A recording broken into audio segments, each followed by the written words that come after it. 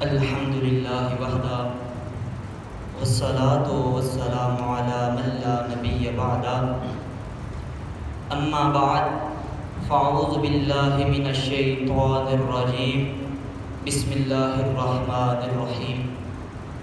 تمام احباب محبت سے دروشی پڑھ لیجیے۔ الصلاة والسلام علیکہ یا سیدی یا رسول اللہ وعلی آلک واصحابک یا سیدی یا حبیب اللہ۔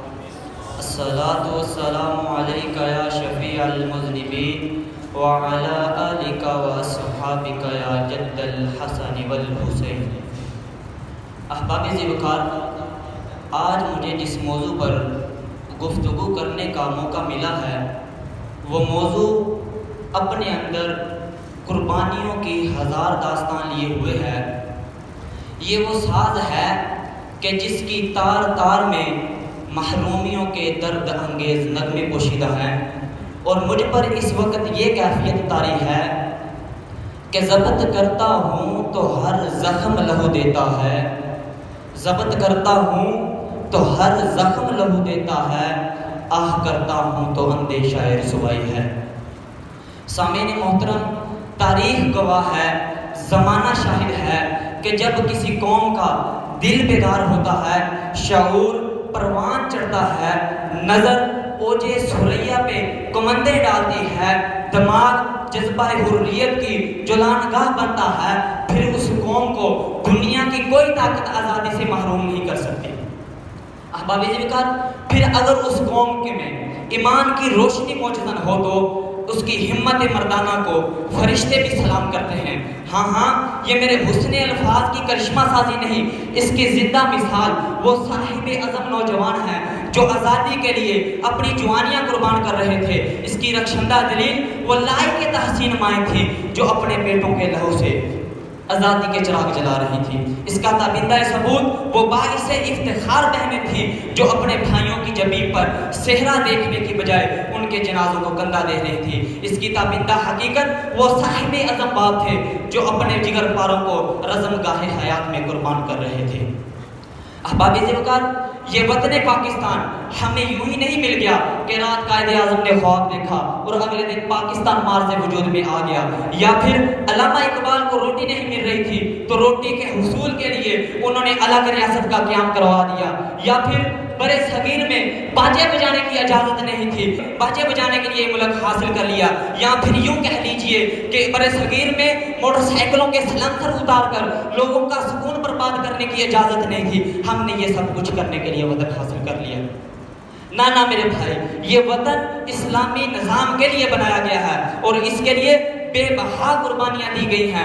مؤرخین لکھتے ہیں کہ ایک ٹرین انڈیا سے چلتی ہے، ہندوستان سے چلتی ہے، اس کی 9 بوگیاں ہیں، اس میں تقریباً 1000 مسافر ہیں، لیکن جب وہ لاہور آ کر اسٹیشن پر رکتی ہے تو صرف 8 مسافر زندہ بچتے ہیں اور وہ بھی بری طرح زخمی ہوتے ہیں۔ احباب ذوقار، ایک ٹرین ہندوستان سے چلتی ہے جو ملتان سے چلتی ہوئی شجاع آباد آ کر رکتی ہے۔ اس ٹرین کا منظر یہ ہے کہ ہر طرف بچوں کے سر اور عورتوں کی چھاتیاں کٹی ہوئی نظر آتی ہیں۔ ہجرت پاکستان دنیا کی سب سے بڑی ہجرت تھی، 2 کروڑ مسلمانوں نے ہجرت کی تھی۔ اس وطن عزیز کی بنیاد میں 18 لاکھ مسلمانوں کا خون شامل ہے۔ 70,000 سے زائد ہماری ماؤں بہنوں کو سکھ ہندو اٹھا کر لے گئے۔ کئی ہماری ماؤں بہنوں نے اپنی عزت و عصمت کو بچانے کے لیے دریاؤں اور کنووں میں چھلانگیں لگا دی۔ ہماری ماؤں نے اپنے شیر خوار بچوں کے گلے گھونٹ دیے۔ یہ وطن بڑی ہی مشکلوں کے بعد ہمیں ملا ہے اور ہم سمجھتے ہیں کہ شاید کوئی قربانی نہیں دینی پڑی۔ اپنی نگاہوں سے بے حسی کے حجاب سرکا کر دیکھیے کہ ارض پاکستان کے ذروں سے خوشبو کے جھونکے نہیں، خون کے فوارے نکل رہے تھے، اور وہ لوگ جو قربانیاں دے رہے تھے علامہ اقبال کے ایک ایک حرف کی عملی تصویر بن رہے تھے، جن کے بارے میں اقبال نے فرمایا تھا کہ یہ غازی یہ تیرے پر اسرار بندے جنہیں تو نے بخشا ہے ذوق خدائی، تو نیم ان کی ٹھوکر سے صحرا و دریا سمٹ کر پہاڑ ان کی ہیبت سے رائے، تو عالم سے کرتی ہے بیگانہ دل کو عجب چیز ہے لذت آشنائی، شہادت ہے مطلوب و مقصود مومن نہ مال غنیمت نہ کشور کشائی۔ ایک حضرت اپنے ہجرت کا واقعہ بیان کرتے ہیں، وہ کہتے ہیں کہ میں ہجرت کر کے پاکستان آ رہا تھا تو میرے پیچھے سکھ ہندو لگ گئے، اب میں ان سے بچنے کے لیے آگے آگے بھاگ رہا ہوں، ان سے اپنی جان بچا رہا ہوں، لیکن آگے دریا آ جاتا ہے، کیا دیکھتا ہوں آگے دریا ہے، پیچھے سکھ ہندو ہیں، آگے بھی موت ہے پیچھے بھی موت ہے. وہ کہتے ہیں کہ میں نے اللہ کا نام لیا، اللہ کو یاد کیا اور دریا میں چھلانگ لگا دی. لیکن جب دریا میں چھلانگ لگاتا ہوں تو ہر وقت ہر طرف مسلمانوں کی کٹی ہوئی لاشیں نظر آتی ہیں. اور ہم یہاں باجے بجا کر کہہ رہے ہیں کہ ہم یوم آزادی منا رہے ہیں. ڈاکٹر نومس لکھتا ہے کہ میں دلی کے ایک خیمے میں موجود تھا. کہاں موجود تھا؟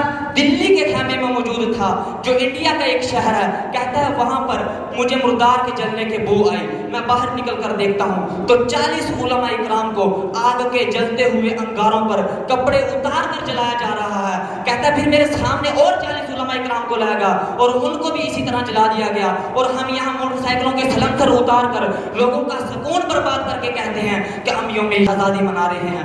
مجھے نہیں سمجھ آتی یہ کیسی آزادی منائی جا رہی ہے. اور کیا خوب کسی نے کہا ہے کہ لہو وطن کے شہیدوں کا رنگ لایا ہے. توجہ کیجئے گا کہ یہ جو ملک پاکستان ہمیں کیسے ملا ہے کہ لہو وطن کے شہیدوں کا رنگ لایا ہے. اچھل رہا ہے زمانے میں نام آزادی. دعا ہے کہ اللہ تعالی ہمیں اسلاف، ہمارے جو اسلاف ہیں جنہوں نے قربانیاں دی، ان کی اس قربانیوں کو سمجھنے اور ان کی قدر کرنے کی توفیق عطا فرمائے. والسلام.